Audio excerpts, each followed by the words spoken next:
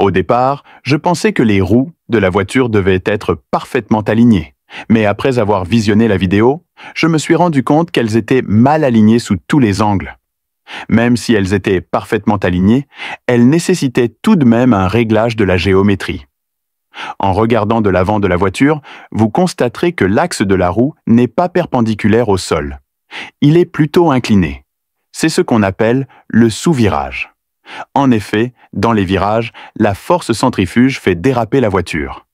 Dans les cas extrêmes, la roue intérieure peut se décoller du sol, ne laissant que l'extérieur de la roue extérieure en contact avec le sol, tout le poids reposant sur cette petite zone. Comme on le sait, plus la surface de contact d'une roue avec le sol est grande, plus elle a d'adhérence. Ce manque d'adhérence en virage peut entraîner un dérapage, voire un tonneau. Que faire?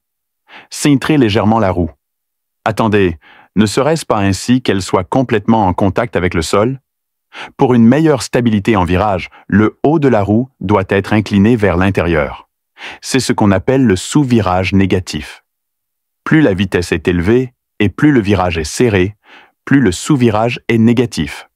Le roulis négatif est généralement inférieur à 1 degré. Certaines voitures de course utilisent des angles plus importants pour des virages en douceur, la plus spectaculaire étant la de basse modifiée. Cependant, cela sacrifie le confort en ligne droite et augmente la friction à l'intérieur des roues. Par conséquent, vous ne constaterez pas de roulis négatif excessif en course d'accélération. En regardant du haut de la voiture, vous remarquerez que les roues sont également inclinées, comme une roue divergente. Cet angle est appelé angle d'inclinaison. La plupart des voitures à propulsion ont un angle d'inclinaison positif, ce qui améliore la stabilité. Pourquoi?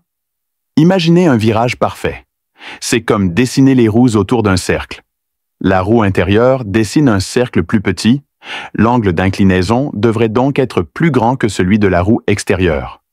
Observez l'angle entre les deux roues dans ce virage parfait. Bien qu'il ne soit pas parfaitement symétrique, il s'agit clairement d'un angle d'inclinaison vers l'extérieur. En virage, la suspension de la voiture crée un angle d'inclinaison interne entre les roues, également appelé angle d'Ackermann. Plus l'angle d'Ackermann est parfait, plus les virages seront agiles et fluides. Ainsi, si les roues étaient toujours orientées vers l'extérieur, elles réagiraient avec souplesse au moindre mouvement de volant.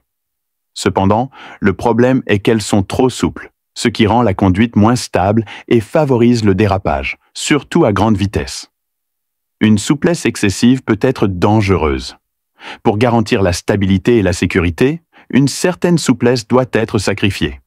Comme il n'est pas nécessaire de tourner les roues vers l'extérieur pour prendre un virage, il est possible de les tourner vers l'intérieur pour équilibrer cet angle. Vient ensuite l'angle de chasse. Les roues ont un axe de direction. L'axe de direction d'une voiture n'est pas perpendiculaire au sol comme celui d'un monocycle. Comme la roue avant d'un vélo, il présente un angle vers l'arrière, soit un angle de chasse positif. La plupart des voitures sont conçues de cette manière. Ainsi, lorsque la voiture avance, l'axe de direction s'incline vers l'arrière, générant un couple naturel qui redresse la voiture en cas de bosse ou de vent fort, améliorant ainsi la stabilité.